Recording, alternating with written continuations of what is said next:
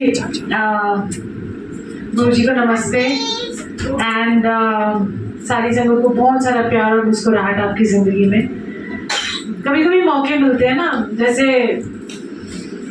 मैं ये सोचू कि हमारी कितनी छोटी छोटी संगत है, यू नो, ये छोटे नन्हे नन्हे, अभी कोई पैदा हुआ है, कोई 3 महीने पहले पैदा हुआ, तो मैं सोचू हमारी ये new edition, you know, it's like welcoming in the family, you know, and we very happy because ये ना जुड़ के ही आए हैं वहां से। गुरु जी जो सोल्स अब भेज रहे हैं ना संगत में, वो सारे जुड़ के ही आ रहे हैं। हमें तो मतलब हमें सीखना पड़ रहा है, उनको सीखने की जरूरत ही नहीं है, वो ऑटोमेटिकली कर रहे हैं। तो ये लकी है बच्चे की वहीं से आए हैं और पूरी ट्रेनिंग लेके आए हैं, यू नो। हम तो यहाँ ट्रेनिंग लेके भी सीख नहीं पा रहे। सो गुरु जी का बहुत सारा थैंक यू है कि यू नो हमारी सब जो गुरु जी की संगत है वो भेजे जा रहे हैं ना, लाइक ओके जाओ, तू इधर चला जा, तू उधर चला जा, यू नो, ऐसे करते करते वो जो भेजते हैं, ऐसे भी इंसिडेंट्स हुए हैं। आप लंगर पीछे से प्लीज स्टार्ट करवा देना, है ना, ताकि संगत अपने इधर टाइम से जा सके। सो हमारी जो जिसको कहते हैं ना जर्नी गुरु जी के साथ ऐसी होती है कि जब गुरु जी चोले में थे तब भी उन्होंने कोई बहुत रो रहा था, यू नो, कि मेरा ये फलानी चली गई या मेरे बहुत सारे इमीडिएट क्लोज रिश्तेदार चले जाते हैं, कुछ है, तो रोना तो नहीं होता, आता है थोड़ा दुख भी होगा, दर्द भी होगा, बट फिर गुरु जी को पता है ना कि उस सोल को कहाँ भेज, ठीक है ना। तो ऐसे आई थिंक संगत भी कहीं सुना होगा, तो मैं आपको शॉर्ट में ही बता रही हूँ कि जो वो सोल थी वो कहीं और पैदा हुई, तो मुझे बताया वहाँ फलानी मैंने उसका जन्म वहाँ हो गया। सो उनके हाथ में हम सोचते हैं कि बस अब ये हो गए, हम अब शरीर खत्म तो कोई जीवन नहीं आगे है, वो तो गुरु जी को पता है ना कहाँ लेके जाना है। तो इसलिए वो कहते हैं ना जमदूत नेड़े ना आवे। तो क्यों नहीं ऐसे लगता हमें, जमदूत क्या होता है कि जो हिसाब किताब पूछते आते हैं आपसे। जमदूत का मतलब है कि जो हिसाब किताब लिखते हैं वहां पर चित्रगुप्त, वो नहीं आते, उनके दूत नहीं आते, यू नो। कौन आता है? गुरु जी आते हैं, अपने घर भेजते हैं कि जा, ये मेरी संगत है, ये वहां से आए हैं, तो उस चीज का हमें डर नहीं लगता। तो इसलिए वो डर भी खत्म कर देते हैं गुरु जी, कि हमें पता है कि लेने दोनों नहीं आना है ना। तो बड़े सारे लोग कहते हैं ना हम तो गुरु जी से नहीं मिले हैं, बाप रे बाप। तो वो यही सोचो कि लेने दोनों नहीं आना है, तब मिल लेंगे, है ना। तो इससे पहले ज्यादा मांग नहीं कर जी, गुरु जी मिल ले, पता लगा गुरु जी का चल आ जा, छाट बोल, क्योंकि हाई गुरु जी मैंने ये तो नहीं मांगा था, है ना। सो ये लंगर में डाल दो यार, बहुत हो जाएगा। लंगर में केक भी डाल दो, थोड़ा थोड़ा ये भी डाल दो यार, है ना। सो नहीं, एक सेकेंड, तो एक मिनट बोल ले, बात कर ले। सो हमारी जो जिसको कहते हैं ना, तो ये इसलिए हम कहते हैं कि जब दूत नेड़े ना आवे, क्यों? क्योंकि हमें पता है कि गुरु की कृपा है, ठीक है ना। तो हमारी जो जिसको कहते हैं ना घबराहट खत्म हो जाती है, डर खत्म हो जाती है। पर आप जैसे शब्द सुनते जाते हो, जैसे आज भी आपने अभी खुशियाँ, आपको इसमें सब कुछ ही समझ में आ जाता है कि हम गुरु जी को हल्के में नहीं ले सकते। क्यों नहीं हल्के में ले सकते? क्योंकि गुरु जी की जो कृपा है वो हर रोज बरसती है। एवरी डे आप सुबह उठते हो और जिसको कहते हैं और रात तक आप ये देखो कि आपका जीवन कैसे जा रहा है। रात को आप सुकून से सो रहे हो, सुबह जाग रहे हो, तो मतलब वो भी गुरु जी की कृपा है। नहीं तो मैंने कई बार देखा कि कोई सोया वो उठा ही नहीं कभी। सो एवरी डे हमारे लिए गुरु जी ने जिसको कहते हैं शुक्राना होना चाहिए हमारा। क्यों शुक्राना होना चाहिए हमारा गुरु जी के लिए? कि जितने भी जीवन में बहुत सारी चीजें आती हैं हमारी लाइफ के अंदर, वो उनको शायद छोटा करके भेज देते हैं, हमको लगता है बहुत बड़ी चीज हो गई है, बट वो बहुत छोटी सी चीज करके हमें भेजते हैं जो हमको तकलीफ दे देती है। अच्छा ठीक है। सो हमारी जो जिसको कहते हैं ना, जितनी भी एक जर्नी हमारी लाइफ की रही है, आप इसको अगर समर्पित कर देंगे गुरु जी को, तो मुझे लगता है कि आप ये देखोगे कि बहुत सारे आपके अंदर चेंजेस भी आएंगे। सो जैसे मैं बता रही थी आज की, जब हम सत्संग शुरू किया था या गुरु जी ने सेवा बख्शी थी, तो उस टाइम पे हमें तो ना समझ ही नहीं थी। पहले तो जब गुरु जी चोला छोड़ के चले गए तो हम तितर से हो गए, हमें लगा कि पता नहीं क्या हो रहा है हमारे जीवन के अंदर। फिर जैसे जैसे जैसे वो कहते हैं ना, हम ना समझो को सब कुछ समझा रहे थे, और आज भी हम सोच रहे हैं कि हमें तो कोई समझ है ही नहीं, हमने कुछ सीखा ही नहीं, हम सीख रहे हैं अभी। और हम ये ना सोचे कि हमने शब्द 4 सुन लिए, अच्छा, पर आप देखो जब आप शब्द सुनते ना तो आपको बड़ी ठेस सी लगती है कि हम तो कहीं भी नहीं हो रहे, हम जब भक्तों की श्रेणी में भी नहीं आ रहे, हम तो अभी संगत ही नहीं बन पाए, है ना। संगत जो कहते हैं ना, हम आ तो रहे हैं बट संगत ही नहीं बन पा रहे। तो पहली जर्नी हमारी क्या है कि हमने संगत बनना है, और संगत तब बनेंगे जब हमारे जो संगी साथी हैं उनका आदर सत्कार करना सीखें, और उनको क्या कहते हैं, प्यार से जो भी सत्संग में आते हैं, कहीं भी मिलते हैं और कुछ भी करते हैं, आपने उनका आदर सत्कार करना, क्योंकि संगत गुरु रूप होती है। तब जाके जिस दिन आपको वो लगेगी संगत गुरु रूप है, चाहे वो कितना भी आपसे कड़वा क्यों ना हो, पर ये सोचो ये भी गुरु जी का बच्चा है, ये भी गुरु जी का है, तो तब आप संगत बनना शुरू होते हो। तो गुरु जी तो आपको ऐसे ही देखते हैं, सेवा करते हो, निष्काम भाव से करते हो, देख नहीं रहे, अच्छा मैं तो ये सेवा करी हूँ, मुझे देख रहा है कि नहीं देख रहा है ना। मतलब इतने सेवा में सबसे पहले जो सेवा करते हैं उनको सिंप्लिसिटी में रहना चाहिए। जब आप सेवा में लगते हो तो ये लंबे लंबे कगरे पा के तुसी अगे आके खड़े होके सेवा करते हो, कोई गिर जाता है।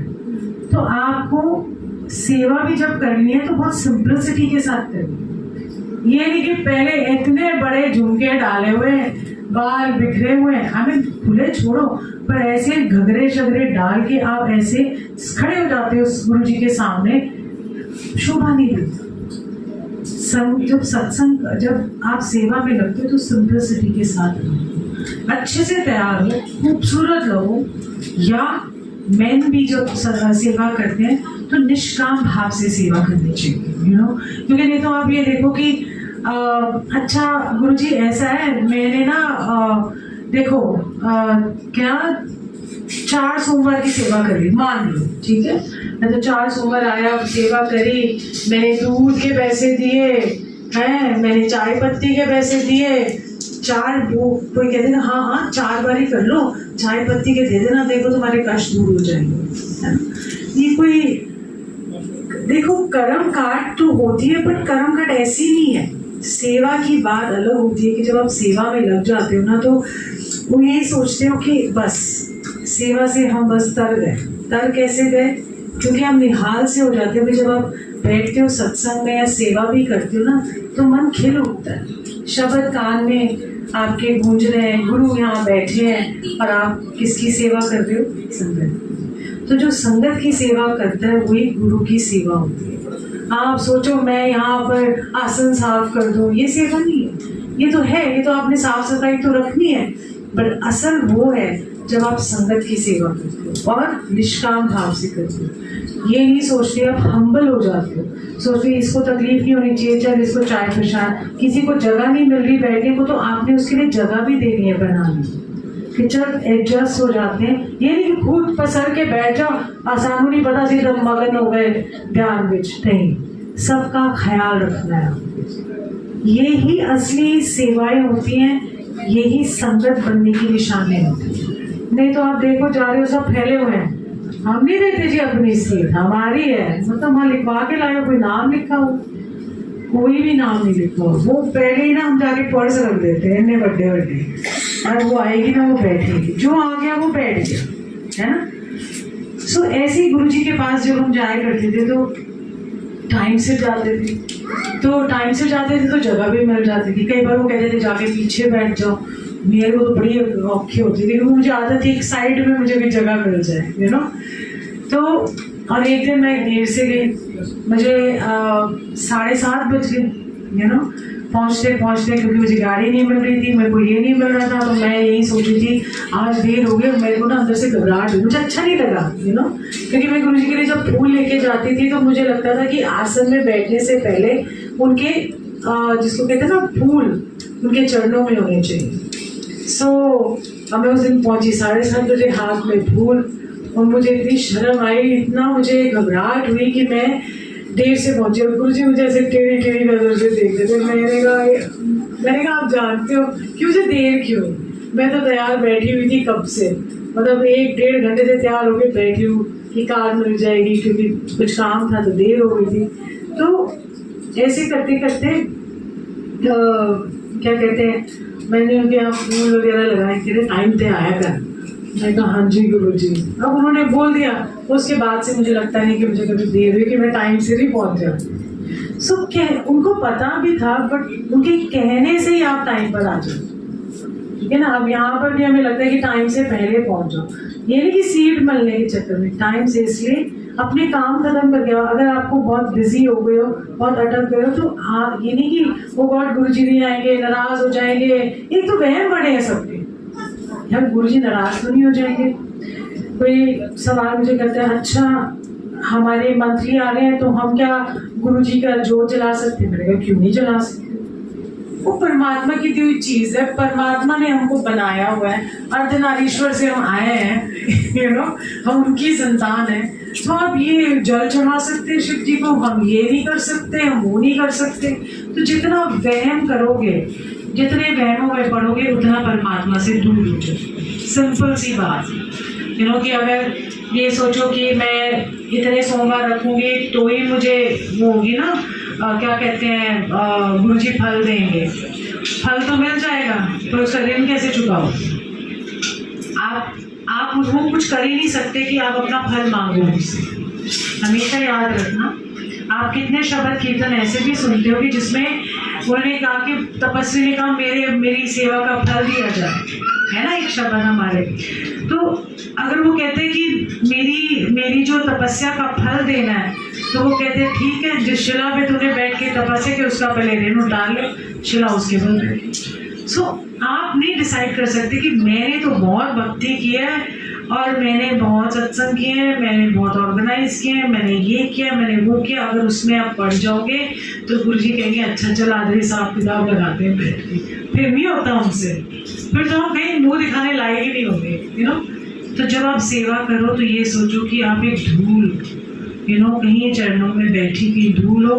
बस जो भी, जब हम मत्था टेकते हैं गुरुजी को, जब हम मंदिर में एंटर करते हैं तो हम ऐसे करते हैं ना, क्यों हम सोचते हैं कि ये जितनी भी संगत आई इनके चरणों की धूल सर में। तो उस चरणों की धूल का मतलब क्या होता है कि जितनी संगत है वो मेरे सर में। किसकी संगत है वो? गुरुजी की। सो जो गुरुजी की संगत को प्यार करेगा, गुरुजी उसको 1000 गुना प्यार करेगा। जो गुरुजी की संगत को नकारेगा, और जो गुरुजी की संगत जैसी भी हो, आप भी उसको नहीं कुछ कहना, कुछ भी हो जाए, वो आपने अपना कर्म करना है, आपने अपनी अच्छाई नहीं छोड़नी। गुरुजी अपने आप देखेंगे, क्योंकि उसकी और उसकी जर्नी अपनी है। गुरुजी की और आपकी अपनी एक जर्नी है, इनकी अपनी एक जर्नी है। तो स्टोरी कहीं मेल नहीं खाएगी, कभी नहीं मेल खाती। आप ये देखिए ना, कोई भी किसी की कहानी नहीं मेल खाती। तो इसीलिए सबको अपनी अपनी जर्नी तय करने का जिसको कहते हैं ना, एक मौका देना चाहिए। हम कौन होते हैं मौका देने वाले? वो दे दें, तो कोई बात नहीं थी, उसकी जर्नी उसके साथ है। जैसे कई बार कोई आ जाता था तो सोचते थे अरे कोई मत्था टेकता था तो सारी संगत ऐसे ऐसे करके देखती थी, क्यों? अरे ये कैसा आदमी है, या किसी बहुत मान लो कोई करप्ट सा था कौन, वो आया, उसने मत्था टेका और गुरुजी के पास बैठ गया, तो खुसफुसाते संगत की आदत है, अच्छा ये है, ये कैसे आ गया? तो गुरुजी से भी एक बात समझाते थे, वो मेरे पास आया है, तुम्हारे पास नहीं आया। वो मेरे पास आया है, उसका मेरा अपना कनेक्शन है। उसने जब मत्था टेका, वो उसकी जर्नी मेरे साथ, मैं उसका क्या करता हूँ नहीं करता हूँ, तुम्हें उससे कोई लेना देना। तुम अपना देखो, तुम मेरे पास क्यों आए? है ना, सिंपल सी बात है। तो जब आप मत्था टेकते हो आपने जज नहीं करना किसी को भी कि वो कैसा है क्यों है, आप अपना देखो कि आप कहाँ पर खड़े हो गुरु जी के साथ, वो कहाँ पर खड़ा होगा, वो दुनिया के सामने कैसा है। तो गुरु जी वही कहते थे ना, कितने लोग आते थे, हर तरह के संगत आती थी, तो हमारा उनसे कोई कनेक्शन नहीं है, हमारा किससे कनेक्शन है, गुरु जी से। चाहे कोई सेलिब्रिटी आता, कोई पॉलिटिशियन आता, कोई फिल्म स्टार आ जाता, कोई क्रिकेटर आ जाता, कोई भी जिस फील्ड में सबसे अच्छे थे वो सब आते, बट हमारे को पता लगा ही नहीं कभी।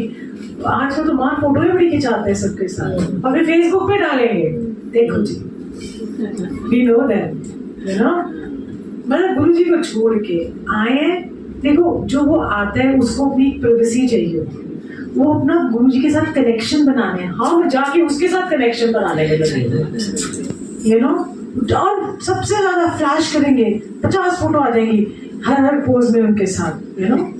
अरे उनका अपनी एक जर्नी है, उनको कनेक्ट तो होने दो गुरु जी से। गुरु जी ने उनको बुलाया है और गुरु जी उनको ब्लेस करेंगे। उनके मन की क्या बात है, वो क्यों आए, क्योंकि जो आता है वो तकलीफ में और परेशानी में होता है। ऐसा मत सोचो कि अरे इनके जीवन में तो कुछ होगा ही नहीं, हमें नहीं मालूम उनकी कहानी क्या है, हमें तो सिर्फ एक बाहर की दुनिया दिखती है ना, पर अंदर क्या चल रहा है वो तो गुरु जानता है, या जो आ रहे है उसको पता। सो इसलिए हमें गुरु के पीछे लगना है, संगत की सेवा करनी है, संगत का मान करना है। ये नहीं कि वो आए, अरे धक्का मुक्की हो जाती है कई बार। इवन आप जैसे सिंगर्स आते हैं इतने बड़े बड़े, उनके साथ फोटो खिंचाने में इतनी धक्का मुक्की हो जाती है कि आप कितनी बेअदबी कर लो। फोटो खिंचाने से क्या हो जाएगा, आपको 1 करोड़ मिल जाएगा है, या आपको लोग पहचानने लगेंगे, अच्छा तेरी फोटो उसके साथ थी। पता है कहाँ तक आपकी सीमा रहती, गली में। आप वो कर्म करो जो गुरु जी की नजरों में ऊपर जाए, ये नहीं कि इधर उधर गए उसके साथ खिंचवाए इसके साथ। बहुत देखा है ऐसा ट्रेंड। मैं आपको ये छोटी छोटी बात पता है क्यों बताती हूँ, क्योंकि ये जो चीजें है ना, ये हमें गुरु जी से दूर कर देती। गुरु जी हमसे दूर नहीं होते, हम फंस जाते हैं उसमें।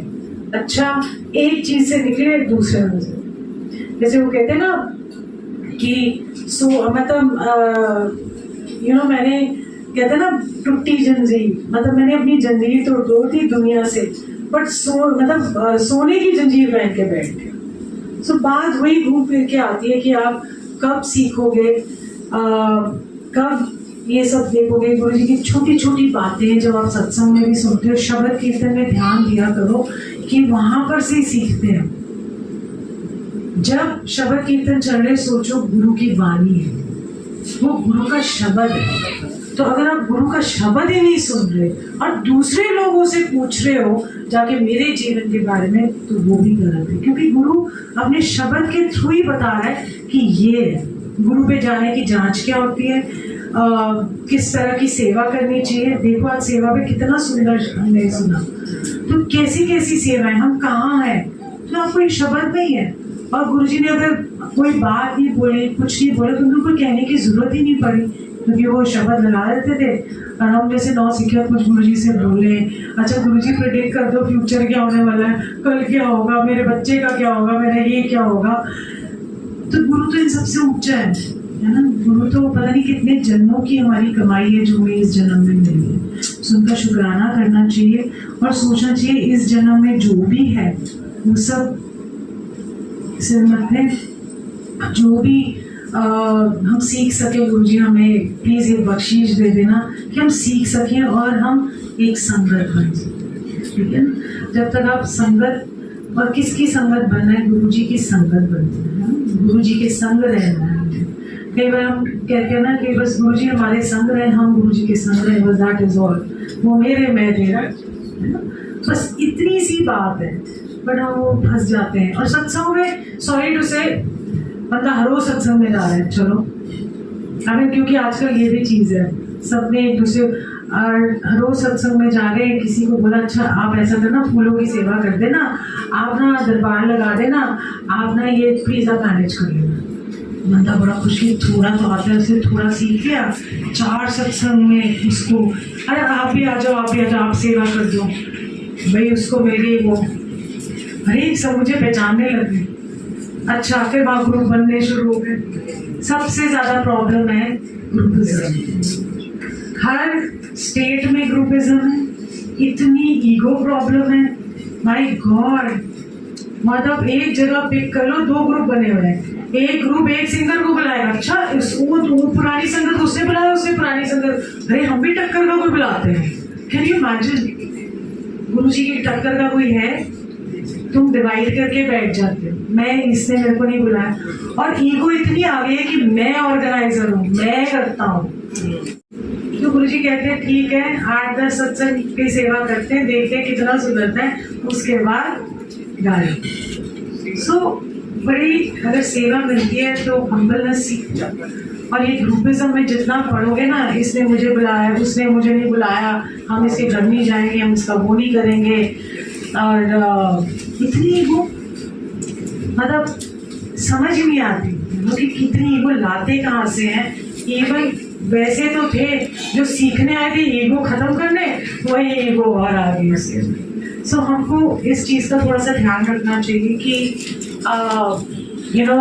हमने सेवा कैसे करी।